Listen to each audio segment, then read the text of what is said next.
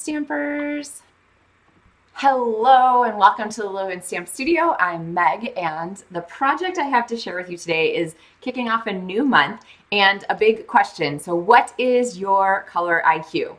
And there's a lot of room for picking your own choices with today's card because, of course, like crafting is all about preference, right? And what you like and what you want to craft with. So a lot of times people ask me like, oh, Meg, what's your favorite color? Or like, what color should I choose for this? Or a really common one, like, I don't know what ink pads, I'm just getting started. What colors should I pick? And my response to that is always think about, let me go the right direction. Think about the color families and compare them to your wardrobe. What do you like to wear? If you are a jewel tone person, then start with jewel tone ink pads and jewel tone cardstocks. If you're a pastels person, then go with subtles. Pick something that you're going to love because that's what you're going to be the most comfortable crafting with. Now, today's card is going to be, for me, a bold brights color, but you could also do it in black and white, or you could do it in any color of your choice. So really excited, and it's featuring one of the suites that you might have overlooked because you thought, yeah, I don't really like that. That color scheme is not for me. Okay, ready for it? Does anyone have a guess about what suite it is? Hey, Lori. Hey, Sue. Okay, so here is the suite. It is Ornamental Christmas. Is the stamp set bundle, and the suite is called Modern Christmas. And this paper and stamp set are the ones that are all like gold and black and white. So there's no color to it where it's featured. And so I think a lot of times people are overlooking it like, I really like some color in my Christmas cards. Well, the good news is you can make this exactly the color suite you want. So I'm going to show you how that works today and give you a couple of different ways to make the most of color and also a lack of color. So with that, you guys ready for this? I'm going to flip my camera down here. And here's the sneak peek of the color. I think I may have told you already, the color that I'm planning to use. So this is the feature suite for the Loven Stamps monthly tutorials for October. And of course, if you're looking for PDF tutorials for this project and the 3 others that I'm going to share with you, those are yours for free if you place any size order in my online store during October. So speaking of September, kits are getting ready to go. I'm die cutting like a crazy person to get them all ready. So watch for those pretty soon.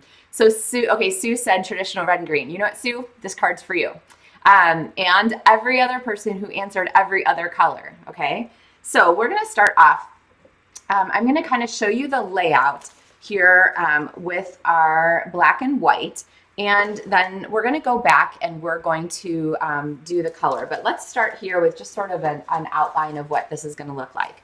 So we have a half sheet of cardstock, 8.5 by 5.5. And it gets folded in the center, and so that's going to be 4.25, and then just fold the front back. So this is a Z-fold card, traditional Z-fold, which actually I just showed you the other day. So not difficult to set up. And then we're going to take another piece. We're going to make this a reverse panel fold card. So this panel is you're going to score it 3.25, but it's 6.5 by 4.25, and it fits here like this. Okay, so our card is going to open this way. All right, now, where does the designer series paper come in? Here are 3 of the choices from this particular suite. There are many, many really pretty ones. Some are gold foiled, some are black and white. I was talking to a stamper just like yesterday or the day before when she was saying that she really wanted some black and white paper. And so this paper, Modern Christmas, I think only 5 of this paper's faces here out of the 12 faces are very Christmas specific. The others could be used for anything.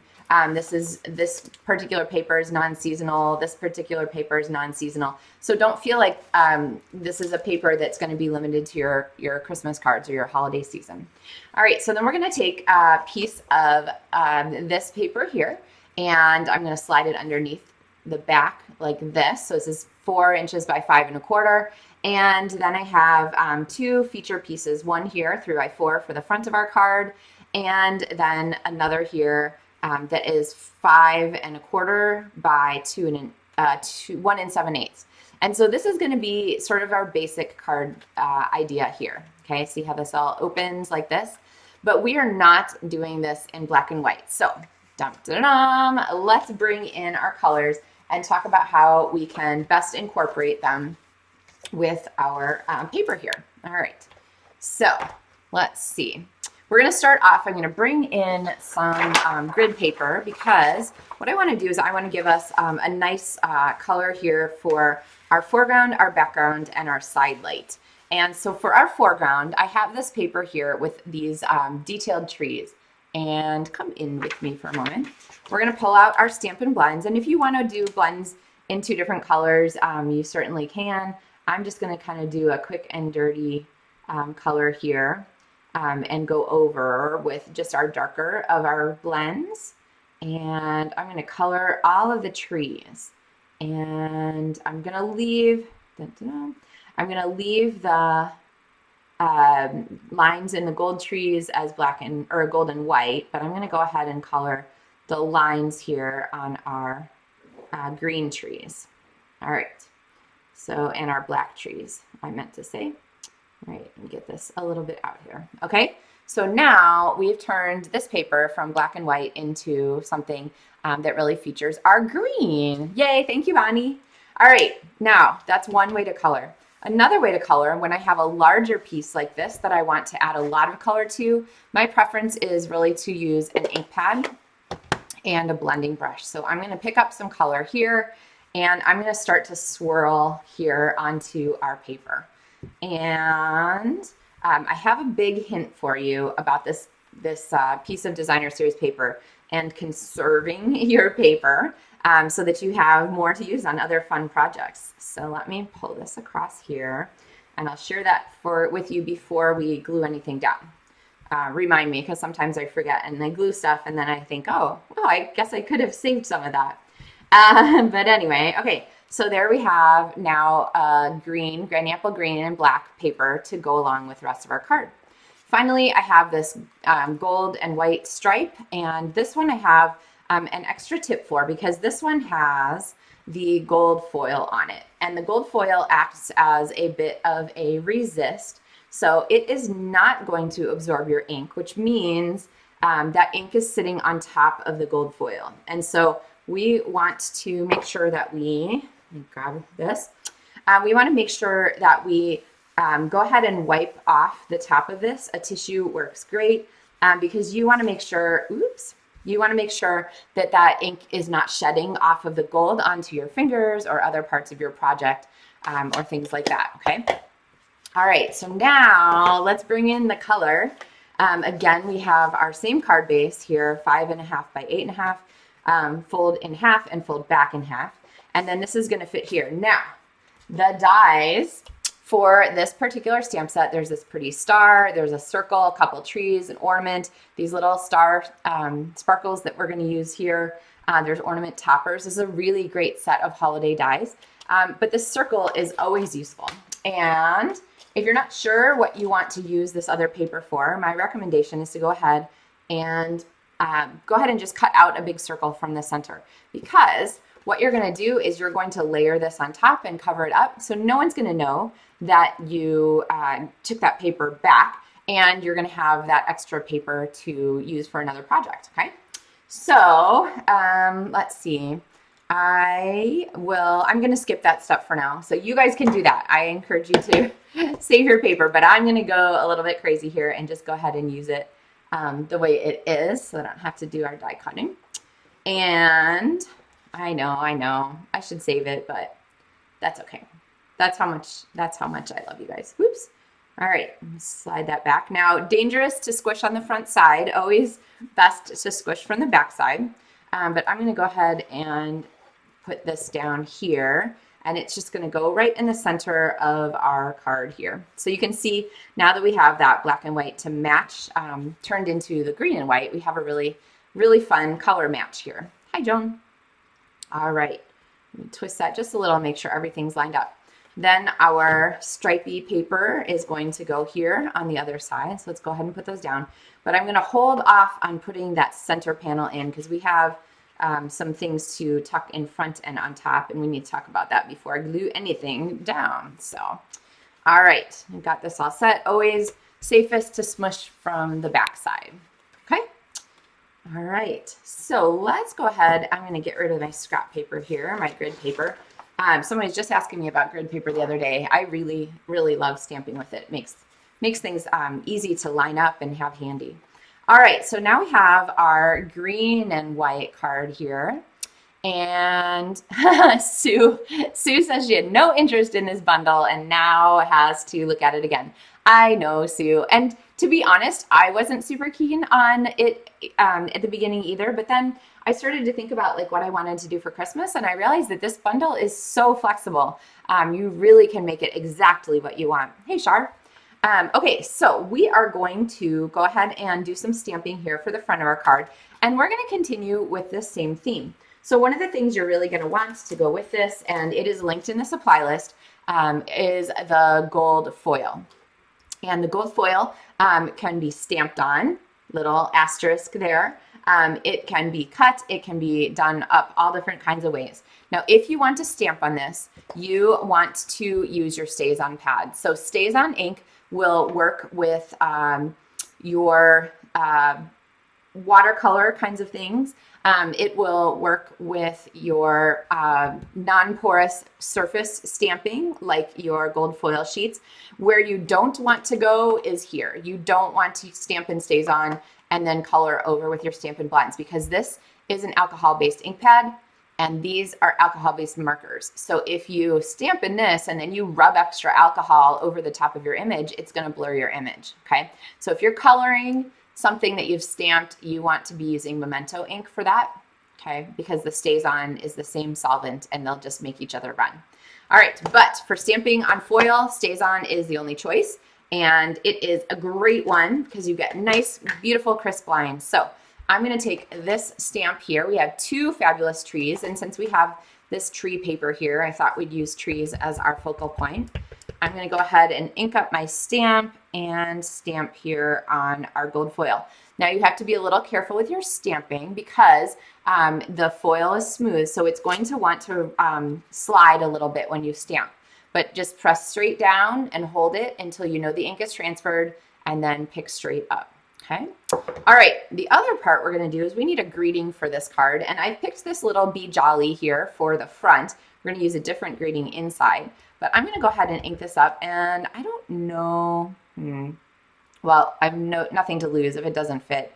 If Be Jolly is gonna fit on this little, oh yeah, look, hey, fits on that little tiny scrap there. So I'm gonna go ahead and do this. Now, note about Stays-On, if you haven't used it lately, this little thing here, if I flip it this way, it says, protective inner cover, do not discard, okay? You see that? That means don't throw it away. This is a really important part of your Stays-On pad and keeping it nice and fresh. Because this is alcohol ink, it wants to evaporate really quickly. And so this extra plastic cover is going to help it stay in the pad where it belongs for even longer. That being said, Stays-On is an ink that I generally tend to refill from my ink refill pretty regularly. So getting the refill when you get the pad is not a bad idea. Or if your Stays-On pad's been around for a little while, it might be time to grab a reinker. And they are in and out of stock in the Stampin' Up store on a regular basis. So if you see it in stock, I would grab it right then. I think Stays-On pads are in right now. I'm not sure about the ink refill. All right. Yay. Hey, Tanya. Oh, yeah. Leanne says it looks so elegant. I know the black and the white and the gold are all beautiful together. So we're going to go ahead and we're going to fussy cut here. And as always, you want to keep your scissors in one place and you don't move your scissors. You just use your free hand out here to turn your paper so that you can get a nice even cut line as you go. And we're going to go ahead. You could use a circle punch or something like that too, a circle die, but I kind of like this one because you'll see the front of our card doesn't have a ton of space, and so I want to make sure that there is not too much space taken up by a big layer. So, all right. And then even these little scraps you can hang on to because we're going to add an extra die cut. Now this here, of course, coordinates with one of the dies from the stamp set. So I would take this here and go ahead and tape this down so that I can take this to my die cut machine. But through the magic of television, I have one here done for you already. And so we have this tree here in gold and black. So not only do you have the gold and black paper, but you can make your own gold and black elements with a stays-on pad and the gold foil sheets, okay? So really handy there. All right, so we have our tree. Now I kind of thought, just like these little tree groupings here, they group the gold trees with the green trees. So we're gonna do the same thing. I have a piece here of Granny Apple Green cardstock, and I'm gonna use the other tree from this stamp set to go ahead and stamp our tree here. Okay. All right, oh, I caught an edge, but that doesn't really matter because we are going to go ahead and die cut this tree also, and so that's going to get cut away. Sometimes when you have red rubber stamps, you'll find that you have a protruding edge out here, and honestly, this is your permission to go ahead, it's easier when they're not on a black, and trim that away. So I like to trim mine at an angle, okay? See how, let's see, how can I show you this? Do you see how I'm angling my cut like this? What you want to avoid doing is cutting away the foam underneath the rubber. So you want to make sure that if you're cutting away extra rubber, you're doing it in a way that doesn't damage the foam underneath, okay? So what I'm saying is if I undercut this foam, like I did my scissors angled this way instead of this way, then I would be removing the support for that image and it would be hard for me to get that to stamp correctly. But giving your stamps a little trim is, of course, perfectly acceptable. All right, so this die cut through the magic of television, ta-da, is here. All right, so now we have a little tree ensemble that matches the rest of our paper. We're gonna cover up that cute one there that we stamped, but that's okay. We have some other ones that fall nicely around the edges, and we're gonna add our greeting. But one of the things that I want to add to this before we do that is the gold baker's twine. So this is part of the suite. It's black and white and gold baker's twine. It comes on 2 rolls and you get a whole lot of each one. Let's see, 10 yards. You get 10 yards of each one. So there's a lot of twine here. And so I'm going to go ahead and I'm going to tie around here. Now, as with other linen threads and baker's twine, I sometimes find but they don't give a lot of impact on their own because they're so narrow. So I'm gonna go around twice and cut this off to sort of give me a little bit of extra oomph here as we do our tying. So it just gives a little larger visual impact. All right, now you can try and tie your bow. Sometimes it works great, sometimes not. I'm gonna put my pinky finger across there, and rather than trying to tie a bow, I'm just gonna go ahead and tie a knot. And so that is going to kind of put a stopper on there so that my ribbon is nice and tight and I don't have to worry about how hard it's going to be to tie the bow because it's already tight across there. All right, I'm going to go ahead and tie here and narrow those little loops so that they're kind of in the right size scheme for our card. And then I'm going to pull in our colors here. Now, there's a note about placement on this. So let's go ahead and glue this down now that we've got our string tied. But there's a very important note that you need to help you when you are making this card, because you want to make sure that the person who receives it can open it. And if you don't put your paper in the right place, you will not be able to open the card correctly. So let's talk about that for a second. Let me give this a moment to grab, and then we have an embellishment to add to this too. All right, so here is the thing. If I put this tree and it overlaps this corner over here, then when I try to open my card, it's going to crease the tree and ruin it, or it's going to just pop the tree off, okay? So what I wanna make sure is that all of the elements that are on this side of the card, they cannot overlap the edge of this paper here. And for me, like, since I love overlapping the edges of everything in sight, that is a tricky thing to make sure I'm paying attention to, because usually by default. I love to put stuff over here just from an artistic standpoint. So we're going to make sure that we put this only right up to the edge there. Oh, Sue said she remembers the twine after she glues the panel. Well, Sue, honestly, if it makes you feel any better, when I was making the sample for this particular project, I did put glue on my panel before I thought, oh, that would look cute with twine around it. So I had to like put the twine around it while the panel was already like had glue on the back. So yeah, I highly recommend not doing it that way. All right, and now we're going to go ahead and put our tree, our sort of focal point gold tree on here. And I'm going to go ahead and put a dot here, and then I'm going to put a little glue on this side. Okay, there we go. Make sure you tap it down. And that glue is going to make sure that that's sort of on the same layer as our granny apple green. Okay. All right, a little bit to the right of center. And then we have our little, where did our greeting go? Does anybody see it? Oh, there it is. Our little greeting with our Be Jolly. Now you can see why I didn't want to have like a big circle greeting on the front of the card, because it would really take up a lot of real estate and we would lose some of the visual of the inside parts of our card. Okay, I'm sorry about the pixelating. I have a solution. It's coming. I might have it ready for you next week, and so you won't have to deal with that anymore. All right. So now we have a little bit more embellishment for the front, and for that I want to show off another die. So we've used several here already. Another die from this set, and that is this set of little sort of modern, what am I thinking?